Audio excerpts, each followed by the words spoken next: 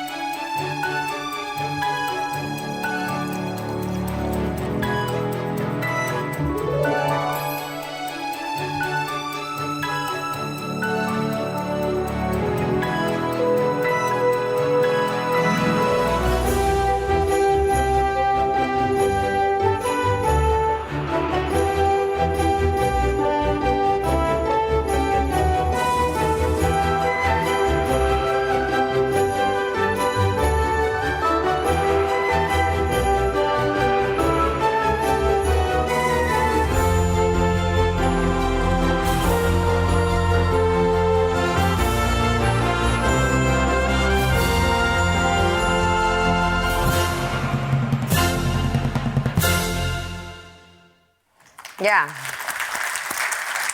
quite something.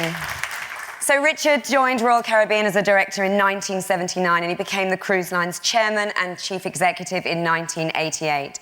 Prior to joining Royal Caribbean, Richard spent 13 years as the treasurer, chief financial officer and joint managing director of a cargo ship operating company. Richard is the former chair of the Miami Business Forum, the Greater Miami Convention and Visitors Bureau, the United Way of Miami-Dade, and of the Cruise Lines International Association, or CLIA, the industry trade association representing nearly 17,000 affiliated travel agencies and the bulk of all of the world's cruise lines. He also holds a BS degree in economics from the University of California at Berkeley and an MBA from the Wharton School of Business at the University of Pennsylvania.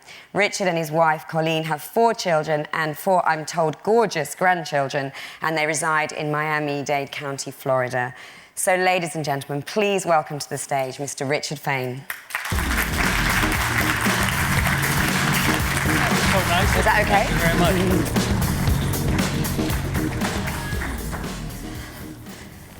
So, Richard, welcome to London, but I believe this is a bit of a second home for you. Well, we used to live here. Two of our children were born here, and we spent 10 years living in, actually we were in Wimbledon Village. But it's really nice to be here, and thank you for inviting me. Well, I think we meant honored. What we said when we said we're delighted you're here for the week. But I think we'll get straight into it because it's a global audience, and we said at the top that you were ideally placed to talk about the global cruise industry. And, we can't hide from the fact that we're in the middle of a global recession. So I guess the first question is, how is the cruise sector faring at the moment within this current economic climate? Well, there's no question that the economic climate, both in terms of what's actually happening and the uncertainty we have about the future, has been really a very strong headwinds.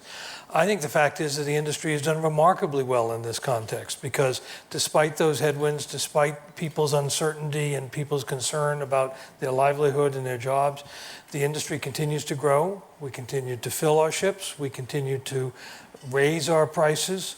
They're still not where they should be, but I think nobody feels that their business is doing as well as it should be.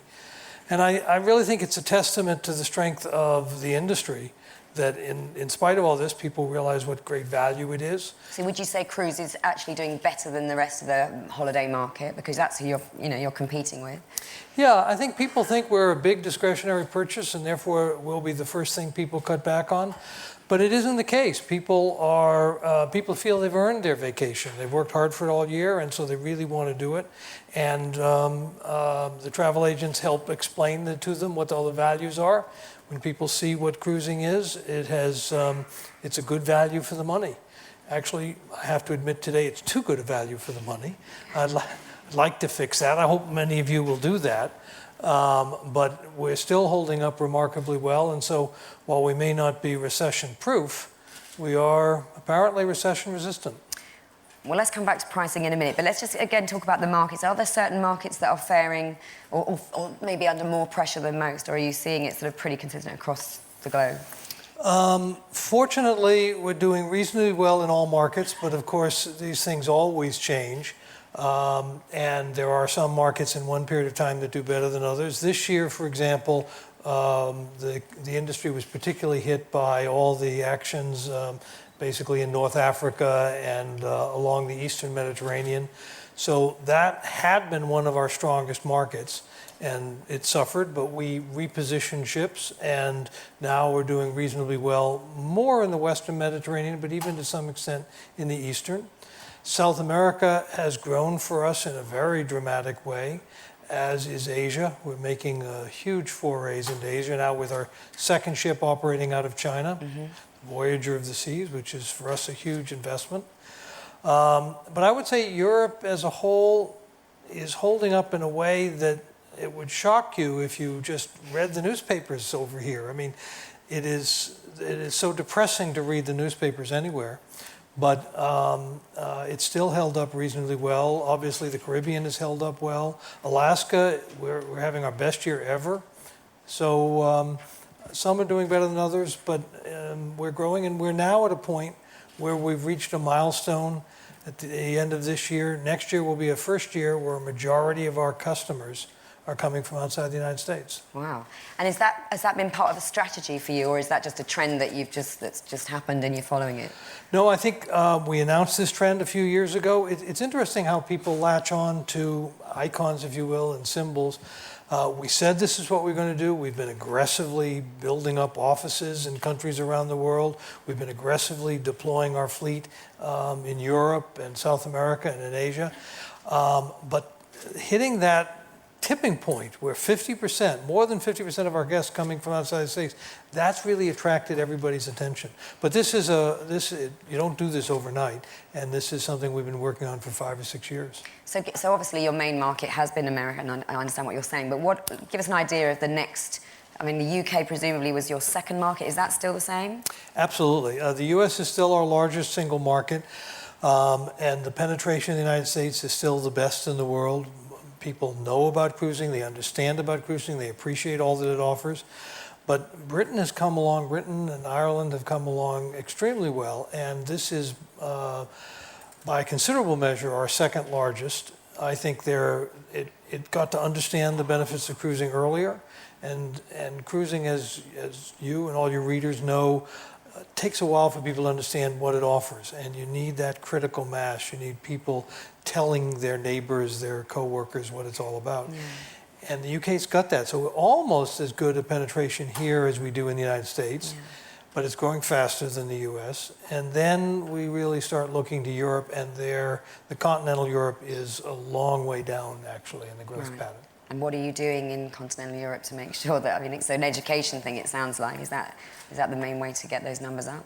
Well, I think it is an education. As people take cruises, they come back and they talk about it. They become missionaries for Royal Caribbean. We think it's terrific. We've opened offices now in a number of the major capitals throughout Europe. We've dedicated more ships there. We've even got cruise lines there. We've now got Pullmantur in Spain and Croisière de France in France, and our joint venture with TUI Cruises in Germany. So we have national products, and then we have the global products, and that is probably our fastest growing business today, and for us it's been very successful. But you're taking independence of the seas away from us in the winter, aren't you? It's the Well, us as in the UK. I'm afraid to say we just realized that the winter here isn't all that Oh, you warm. just realized that? 10 years, and I just so enjoyed the life here that I never noticed it was cold in the winter. I think that was an experiment that was maybe a little ahead of its time, and I don't think we regret it. You don't move ahead. I think one of the things we're proud of is moving ahead, trying new things. And sometimes they don't work out as well as you had hoped.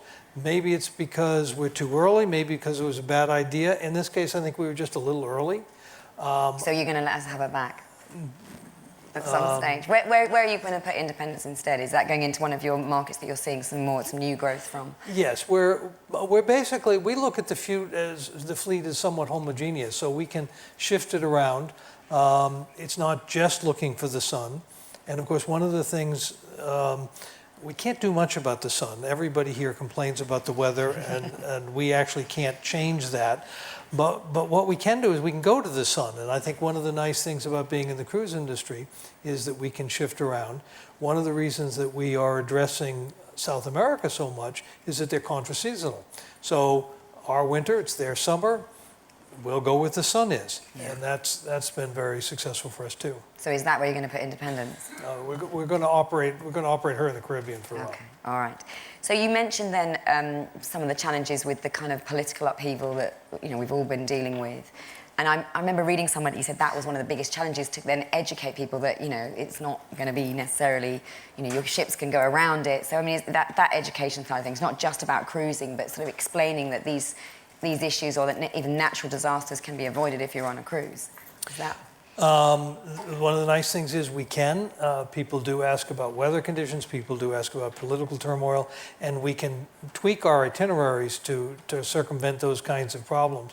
The real beauty of cruising is that we can go where people want to go. And we can provide a reliable holiday. And so I think the surprising thing about cruising, I love to quote the statistics that the surveys show that 94% of people prefer or find cruising as good or better than other vacations. And 94%, I suspect it's true that the politicians in the UK don't get a 94% approval rating. Is that a fair assumption? And I don't think, I'm sure journalists do. Oh yeah, 95. But there aren't many things that do get that. And so it's that satisfaction level that drives it and our ability to deal with it. And also we had the tsunami in Japan, Yeah. and so instead of going to Japan for a while, we went to Korea. So there are alternatives, and they're very attractive. Okay. So you talked there a little bit about, you know, the trading conditions, and you mentioned twice about pricing and saying you'd like it to be a little bit more, people are getting too much value. But I've also heard you say that actually your revenues are higher than they were certainly in the UK last year. So, I mean, just talk to us about the pricing and how that's going at the moment then. Well, that only shows that they were way too low before, Yeah. and now they're only a little bit too low. I think the fact is very simple. After the turmoil, the financial meltdown, pricing of almost everything went really very far south, and we have been slowly, not so slowly, but not fast enough, I think, for most of us, getting our way back up. I think the fact that we can do so well, even despite these kinds of pricing levels, shows the power of the industry.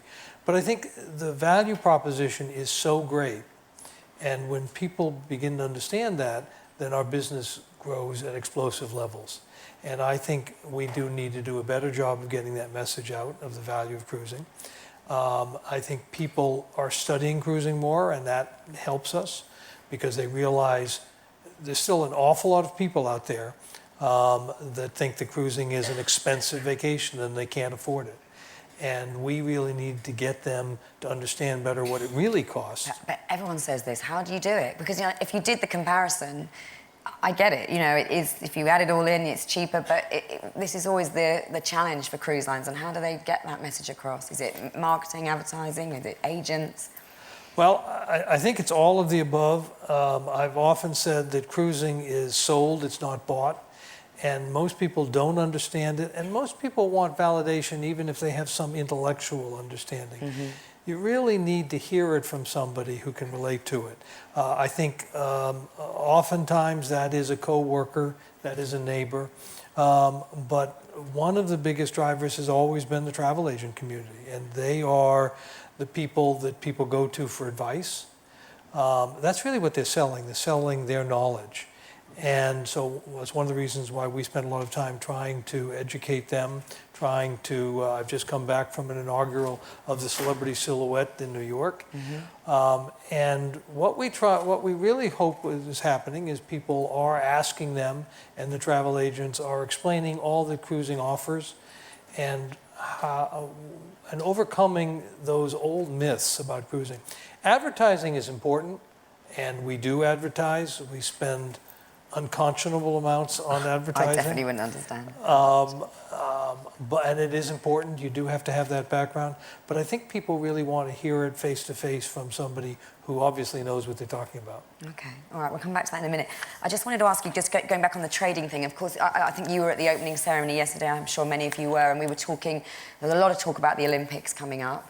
It's a really big event, and certainly from the UK market, there's some concern that, you know, I don't know, or perhaps everybody will stay at home watching it and maybe won't be booking holidays. So are you worried about there being a bit of a dip then in the sort of crucial holiday period in August? Well, of course, I'm a businessman. I worry about everything. And it is true that any big activity influences our booking. I still remember with awe and a little embarrassment that our bookings went way down when the O.J. Simpson verdict was rendered. We actually could see that in our call volume. And that's perhaps not the nicest comment about society. But you do realize that almost any distraction affects in the short term. But that was the short term. I think the Olympics will be a wonderful thing for the UK. So I think that's a tremendous bright spot. And quite frankly, I think part of what's happening in the world today is a frustration and a little bit of feeling that things aren't right. And so when you have a bright spot like the Olympics, and if it goes as well as everyone hopes it will, I think it will make us all feel better about who we are, what we're doing. But it won't make you feel better if they're staying at home watching the telly and they're not sailing on your ships. Oh, yes, but they won't do that. There are too many reasonable people to do that. I don't think it's going to actually take away people from cruising. Okay. People aren't going to stay home to watch the Olympics instead of cruising. I do think there will be a short period during which the interest in the watching it will affect our booking volumes, Okay. and will affect it not only here in the UK. It'll affect it, Yeah. I hope, worldwide if it's as successful. But we have those kinds of blips all the time. Ups, good blips, down blips. Those are small bumps on the road. I think overall, if the Olympics is half as successful as we all hope, it'll make people feel better about themselves. People also begin to realize that vacation is an important part of one's life, Yeah. and they've earned it. They also, the time that you devote to cruising or to vacation it's a very important part of your year. And so I think it's worth them getting it right. And I think, I'm biased, of course, but I think cruising is the right way to do it. Okay. Of course, if you showed the Olympics on all of your ships, that would help. I think that's a burning question. Is that the kind of thing you would consider doing? Is that what you're going to ensure people can still see it and sail? I don't know. I don't know if we've gotten that far, but I hope they're way too busy on our ships to be really? watching the Are telly. there quite a few Way things to too do on your busy. ships? I don't know. There's too much to do. Okay. All right. We didn't get an answer out of that one, I'm afraid. We have to just watch this space. Okay. Another one of your favourite questions to answer, I know, is about capacity. But there are concerns always that there's all these ships being built, and then there are obviously issues with maybe perhaps not being able to fill all those cabins. And there was certainly a boom in shipbuilding for a while, and I think it did slow down for a bit. But I know you've got some ships on order, and it seems to be coming back. Is that right, or is that a little bit premature, given that the market conditions are still not great, and people are predicting they're going to be pretty poor again next year? I'm very happy with the status of our order book and what that implies about the future. We did go through a period of very rapid growth. Part of the reason that we felt we needed to do that was we needed to achieve a critical mass so that we could afford the kind of promotional activities and the kind of projects and to be large enough to be relevant to the consumer. And so there was a need to build to a critical mass. Mm-hmm. Also, we never seem to have enough ships to do all the itineraries we'd like to do. And so we needed more ships just to reach that level. But I think we've accomplished that, and we're quite happy with where we are. On the other hand, one thing I think you can say about the Royal Caribbean and the cruise industry is we're not stagnant. We don't see stability as per se necessarily a good thing. Mm-hmm. And so there will always be growth. That growth is a lot lower today. 10 years ago, 5 years ago, you were looking at double-digit type capacity increases. Now you're looking at low single digits. And I think we'll continue to innovate. We'll continue to bring in new and exciting new features. But that growth is much smaller than it's ever been. Are you talking about the industry? I mean, obviously you've got your own ships and you're comfortable with that program. But I mean, generally, you don't think there's going to be too much coming in, too much competition, and then a sort of bloodbath on pricing? No, I think the competition should stop any ordering. And I think we're ordering exactly enough for the industry, and there shouldn't be one more berth ever built. But beyond that altruistic view, I think it is a good balance, and I think it's worked. I'll really only speak for ourselves.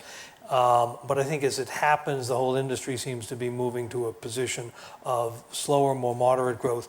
And I do think there is something about the growth. It does generate new ideas. It does excite us. It brings on new things. One of the things I thought was fascinating was when we brought out Oasis of the Seas, just after the financial crisis. I had, I don't know how many people said, why would you bring out a new ship right after this financial crisis?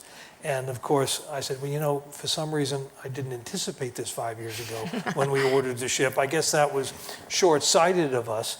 But, very cool. Well, but I think the important thing is that it's proven to be, even in this time, remarkably successful. I think when you do offer a better product and you offer it at a reasonable price, people will beat a path to your door. And I think that's what's happened with I think it's happened with the Oasis class. I think it's happening with the Solstice class. I'm very happy. As I mentioned, we just inaugurated Celebrity Solstice last week in New York. I'm very happy about that ship. I'd like it to do even better, and I think it will do better, but I'm happy to have it.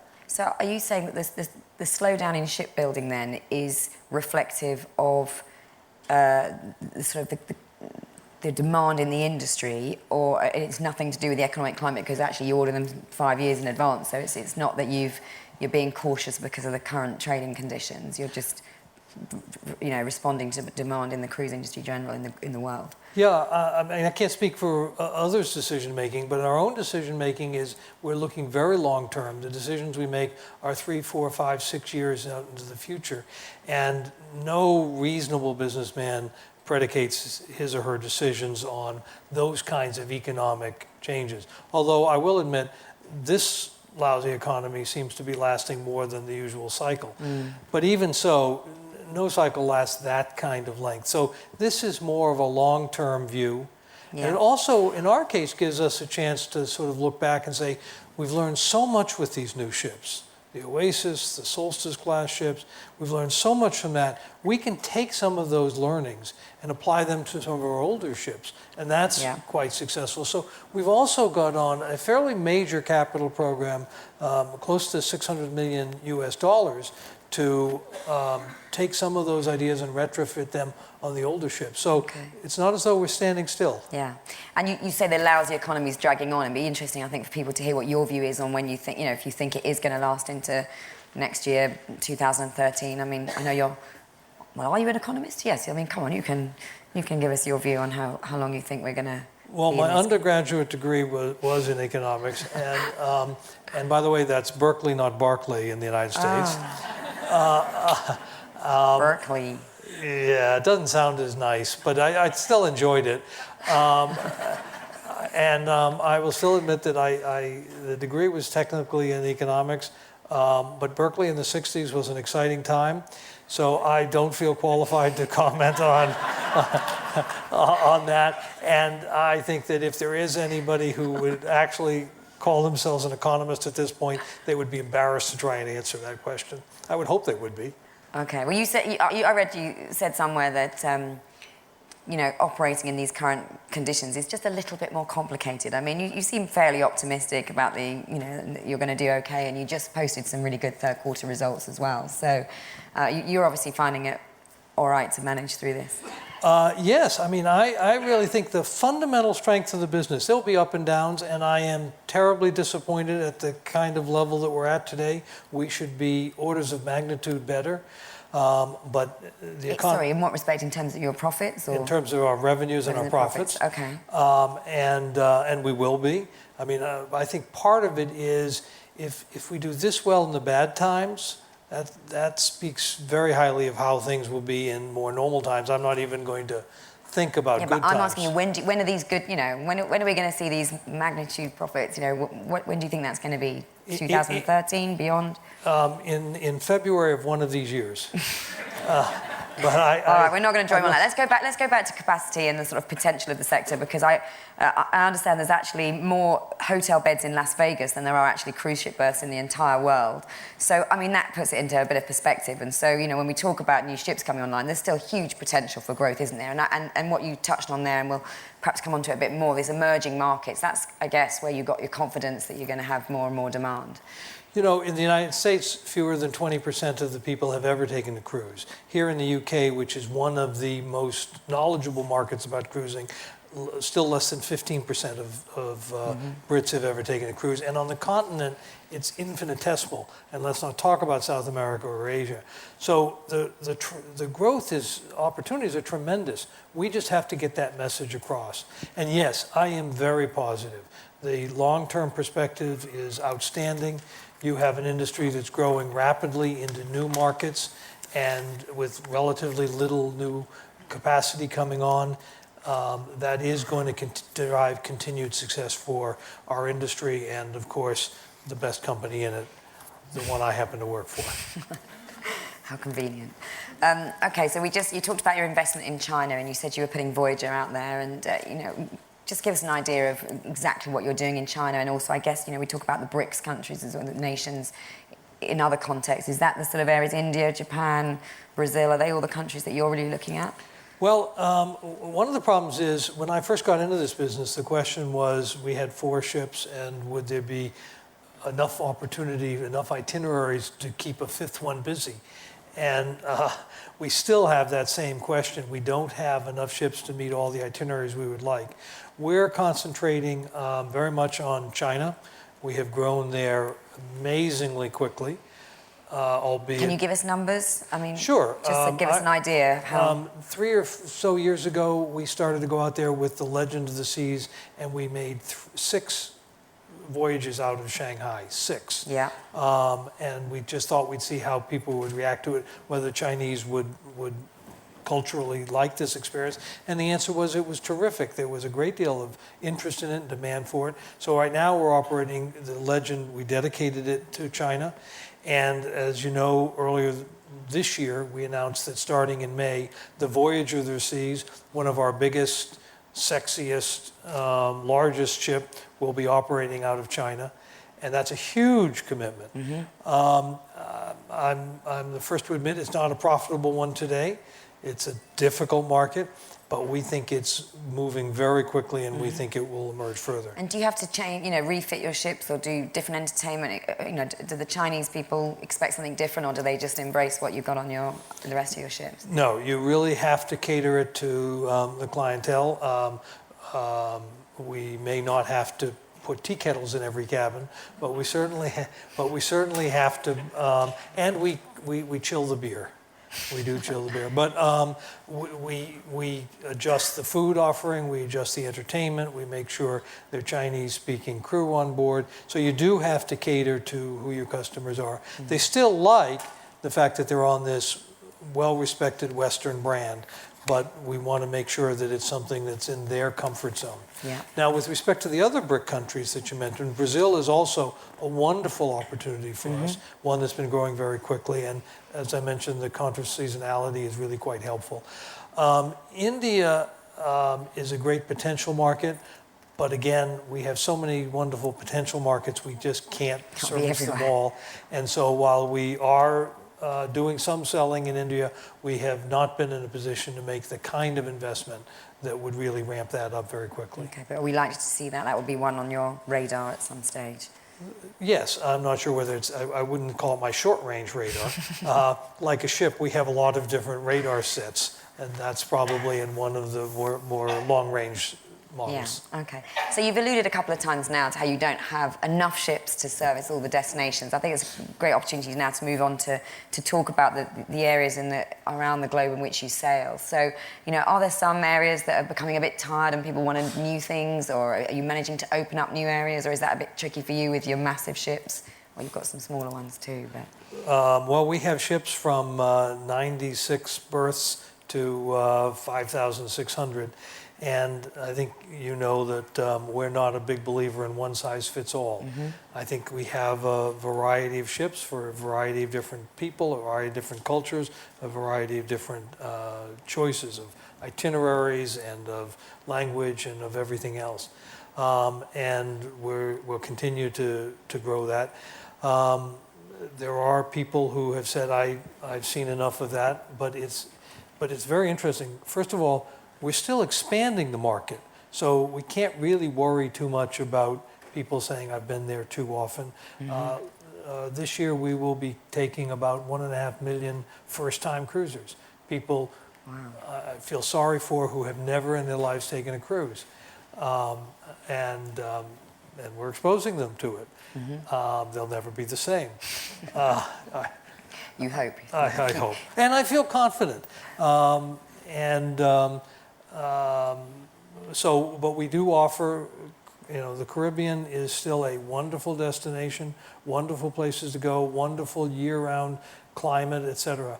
And so we offer those kinds of cruises. We also offer more destination-type cruises from Alaska to something like the Galapagos, which is Very much it's a question of what you're getting to see. So it's the gamut of all different kinds of cruises. So I know that you offer all these different things, but are there some areas that you're seeing more demand for? I guess, just for the people in this audience, are there some places which you think are really coming up and emerging as great new cruising destinations that we should be watching?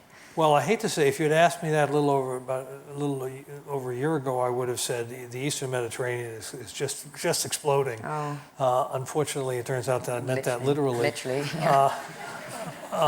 And that has influenced it. Yeah, I think people are moving a little further away from their comfort zone. So, for example, here in the UK, you used to see a lot more focus, and you still do see a lot of focus on cruises that actually leave from here, so people didn't have to fly to it. But I think there's being a little more adventuresome.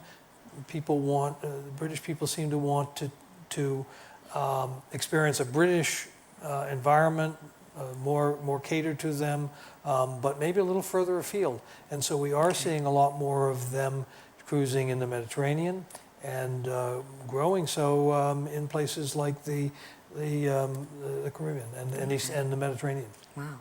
And what about your strategy in Europe? Are we ever likely to see Allure or Oasis over in European waters?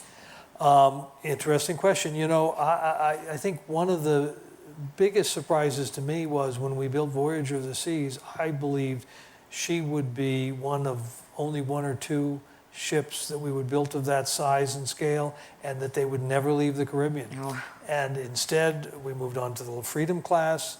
They were operating here very successfully in Europe, and now for us to take Voyager to Asia. So the one thing I have learned working at Royal Caribbean and working with the people I work with is never say never. Okay.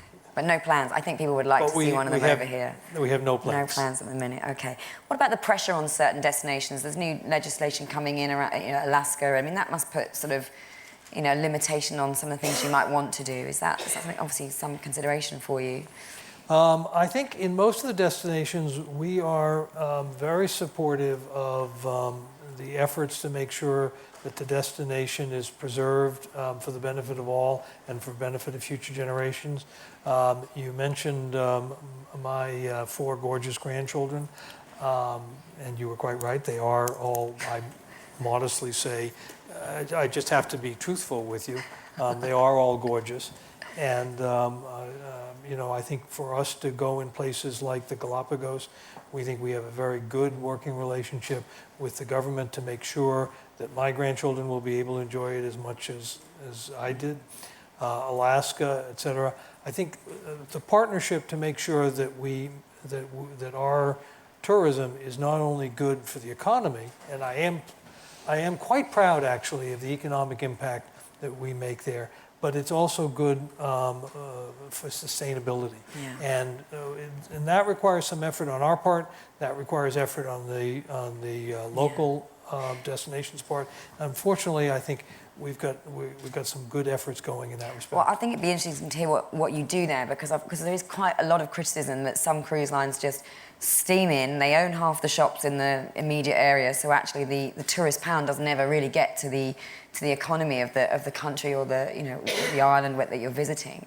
So, I mean, I'm sure you're going to say that's not what you do, and you're very responsible. Well, I think, there are an awful lot of myths in the cruise industry, and there are myths about it being sedentary, there are myths about it being for old people, there are myths about it being very expensive, and there are myths about that too. And I think, interestingly, one of the things that we did in dealing with that was, as unpolitically correct as it is, we felt that a few hard facts was a good way to deal with some of these things. So one of the questions that often came up in that regard was the impact, for example, in the U.S. on the economy. And so many people were blithely saying, without a lot of information to support it, that the ships came, they picked up the passengers, and they took the economic activity elsewhere. So at the time, we hired Price Waterhouse to do an economic study of this. We hired Price Waterhouse because we knew that if they calculated the economic impact, they could justify each decimal point and carefully. what we didn't realize was they charged for each decimal point, and they took it out to 12 decimal places, which was perhaps more accuracy than we needed. But, and we've repeated that economic study. This is the CLIA, Cruise Line Industry Association, has done the study. And what it's shown is that today, we're generating, as an industry, something like 275,000 in jobs in the United States, just for Americans. And we've done similar studies, and we have similar figures for what happens in the islands. And I think one of the interesting things is just how impactful it was. And I would say 10 years ago, many places didn't recognize just how valuable it was. And then all of a sudden, you saw one or two islands or one or two places where the cruise ships didn't come, and the economic impact was very dramatic. Yeah. And so today, I think there's a much greater appreciation by the destinations themselves.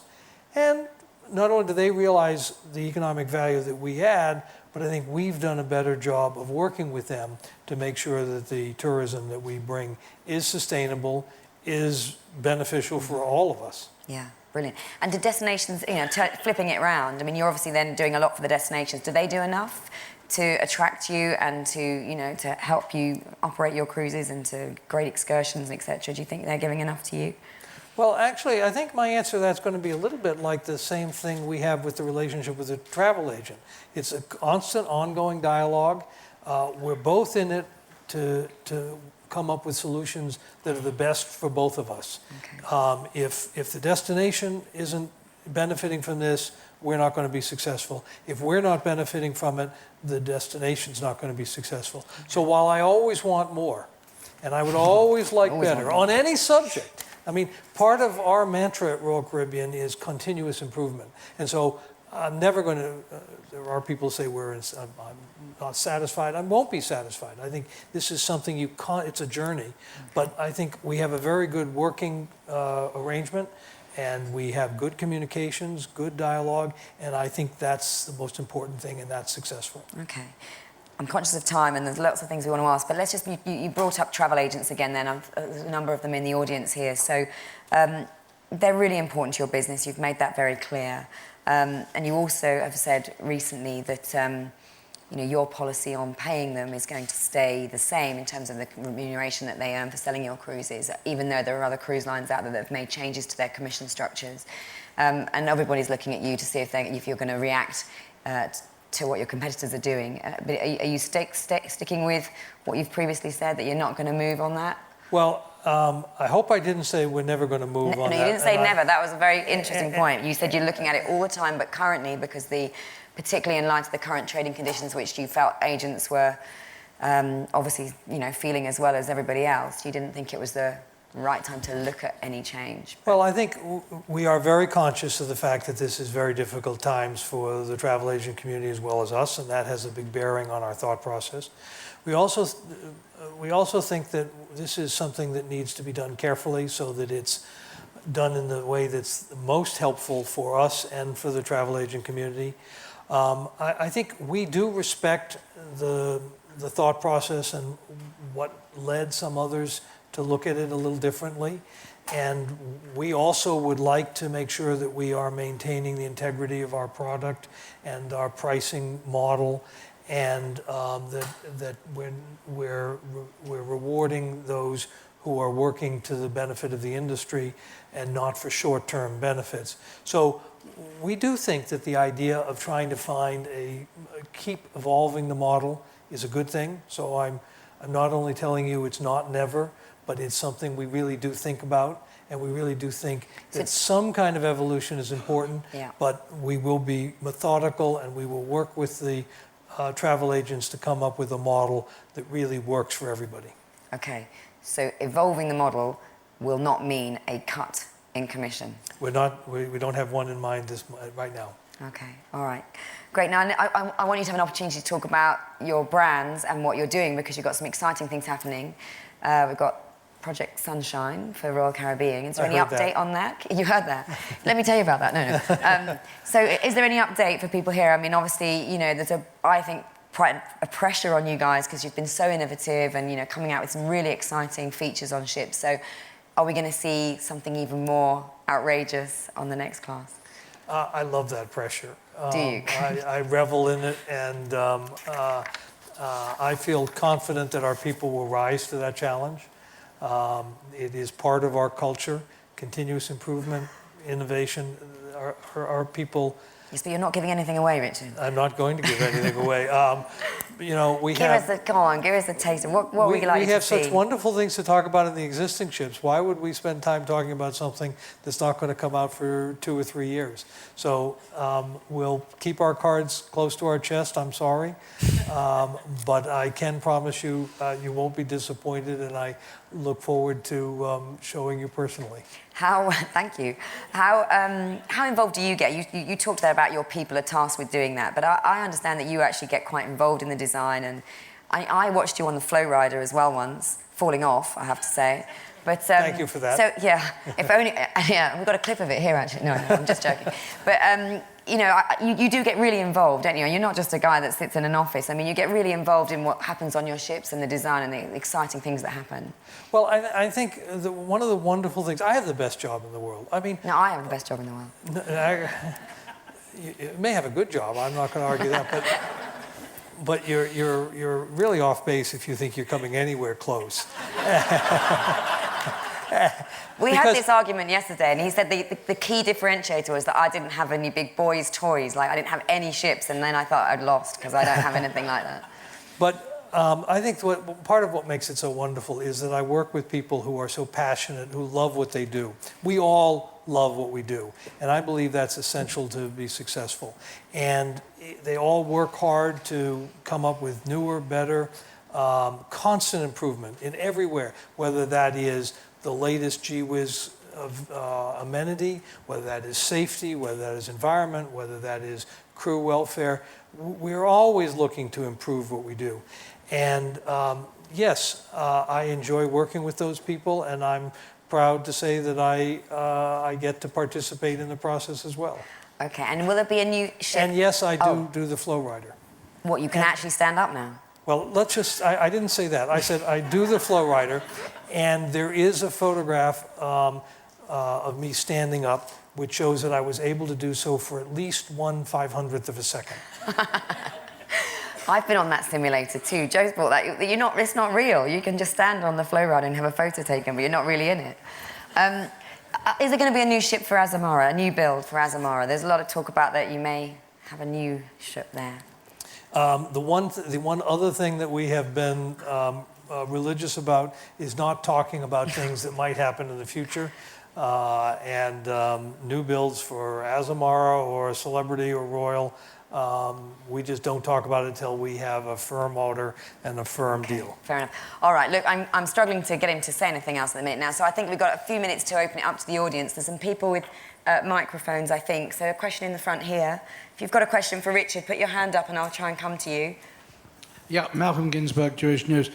The ships are developed really for the balcony ships from about 1990, I suppose, onwards. So you're now going to be faced with some elderly ships. Are you going to dispatch those to the breakers yard, or are you going to turn them over to newcomers and other operators for them perhaps even to steal some of your business? What's going to happen with these ships when they get to 20, 25 years old? Yes. I think, not all ships were built alike and not all ships are alike. And one of the things that we have seen is we have, in some cases, we have sold ships to third parties. We have moved ships within our different fleets, and we have upgraded ships. You mentioned balconies specifically, but I think there have been a lot of other amenities changes on ships, and we're in the midst of a major program. It involves adding balconies to older ships, which turns out to be an attractive investment. We are adding some of our amenities from the Solstice class of ships and the Oasis class. We've even come up with a new word for that. We call it solsticizing a ship. which actually sounds good. Oasisizing is harder to say, but it means exactly the same thing. And what we find is, if we got a good idea, let's use it. And we're spending close to $600 million US dollars in taking the best of our new ideas and putting in the older ships. And every time we do that, we learn something. Okay, any other questions for Richard? Just one here. You were talking about the fact that you want to, hopefully in the future, return to higher prices. And I was just wondering whether you'd be looking at existing markets to do that, or whether you'd be looking to sort of price future markets and developing markets appropriately. No, I'm happy to say that we're seeing that from our existing markets as well as developing markets. And we just had a recent earnings call, and we acknowledged that as of today, mostly in the existing markets, we have more booked than we had a year ago at this same time, and at higher prices than we had a year ago at this same time. So we're really seeing there's a receptivity to it. I still think they're too low, but there are those who say, I always think that. I've got a couple more questions over here.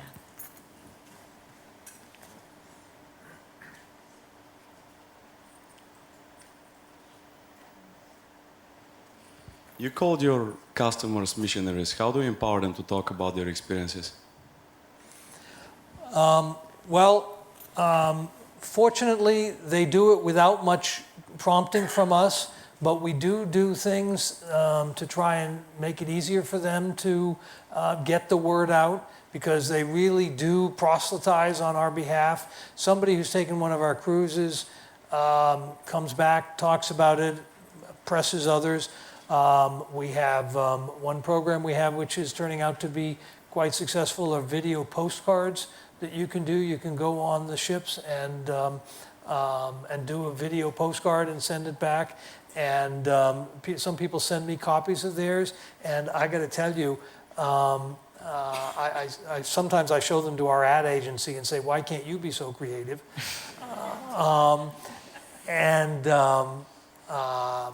We have other programs to invite a friend and that sort of thing.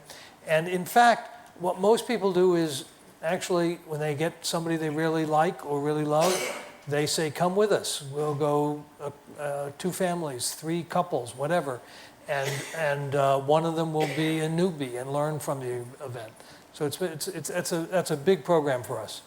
Okay, just a question in the front, and I think we're going to be coming close to time. Thank you. Hi, Richard. Richard Skerritt, St. Kitts Nevis. I know you're doing very well because your name Richard. Does larger ships mean strictly more onboard revenue, more time at sea, or is the demand still for multi-destinations, and no matter how big the ship is, you're still going to be looking for ports?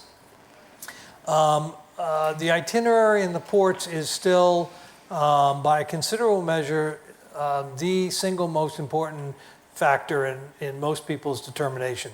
When you look at how people get there, their first question is, where is it? Unfortunately, their second question is, how much is it? But their first question, absolutely, and by a considerable margin, is where does she go? And that isn't going to change. I think what the new ships and the larger ships do is they really do make it better to get there. And of course, it won't surprise you to know that I think that the larger ships offer some real advantages in doing so. It used to be that one said smaller ships gave you intimacy and elegance.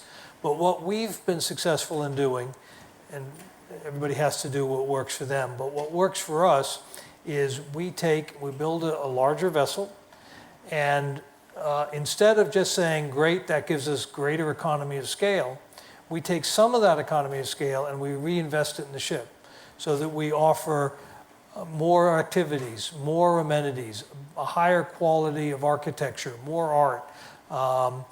And the one thing we haven't talked enough about here, so I'm going to slip it in if you don't mind, is better crew. The crew are our lifeblood and have been for 40 years. They are awesome.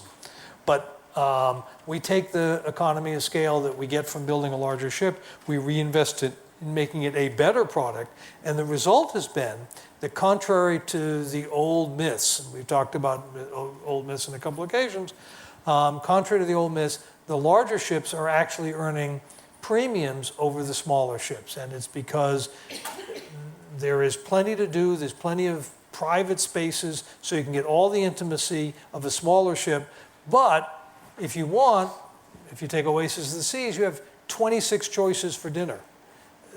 So you get the best of both worlds.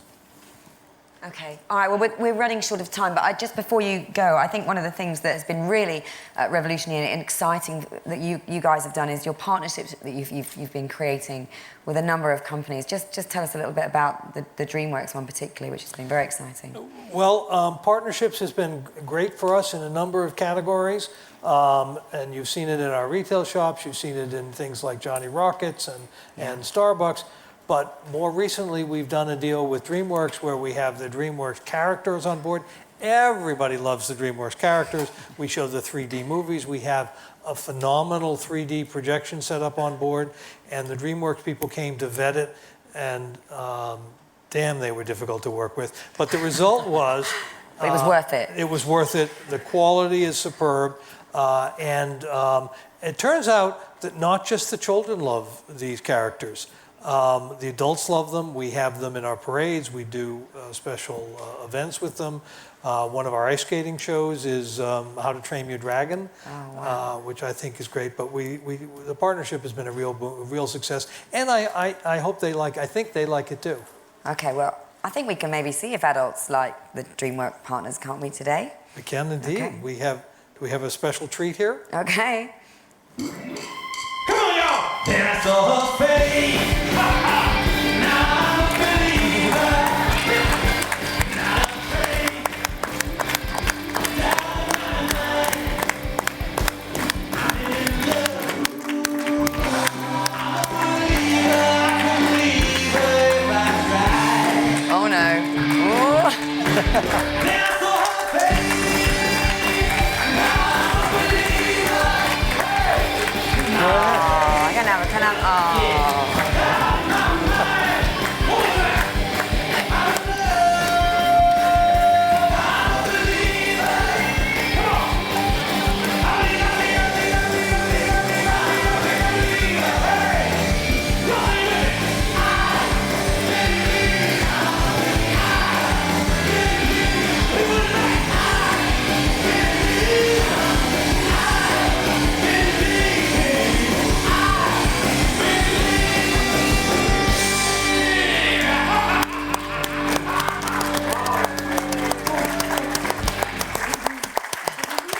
Well, I bet you haven't been to another World Travel Market session that's ended with Shrek and Kung Fu Panda dancing on stage.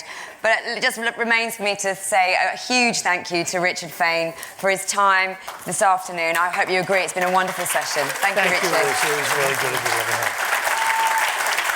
I think you've got to be pictured with him now. Thank you.